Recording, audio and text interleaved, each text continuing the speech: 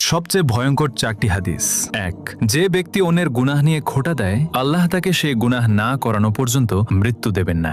2. রাসূল সাল্লাল্লাহু আলাইহি সাল্লাম বলেছেন, মৃত্যুর পর তোমাদের মাথা পাথর দিয়ে ভাঙা হবে, যারা ফজরের নামাজ না পড়েই ঘুমিয়েছিল এবং যারা কুরআন গ্রহণ করে তা ছেড়ে দিয়েছে। 3. আল্লাহ তাআলা বলেন, তোমরা সেই দিনকে ভয় করো যেদিন তোমাদের মুখে তালা লাগিয়ে দেওয়া হবে আর তোমাদের হাত পা তোমাদের কৃতকর্মের সাক্ষ্য দেবে। 4. আল্লাহ তাআলা বলেন, আমি ইচ্ছে করলে সবাইকে হেদায়েত দান করতে পারতাম, কিন্তু আমার এই কথা অবশ্যই সত্য যে আমি মানুষ এবং জিন দ্বারা জাহান্নাম পূর্ণ করব। রাসূল সাল্লাল্লাহু আলাইহি সাল্লাম বলেছেন, আল্লাহ ওই ব্যক্তির চেহারা উজ্জ্বল করে দেন যে আমার কোনো হাদিস শুনেছে অতঃপর তা অন্যের কাছে পৌঁছে দিয়েছে। নিয়মিত ইসলামিক ভিডিও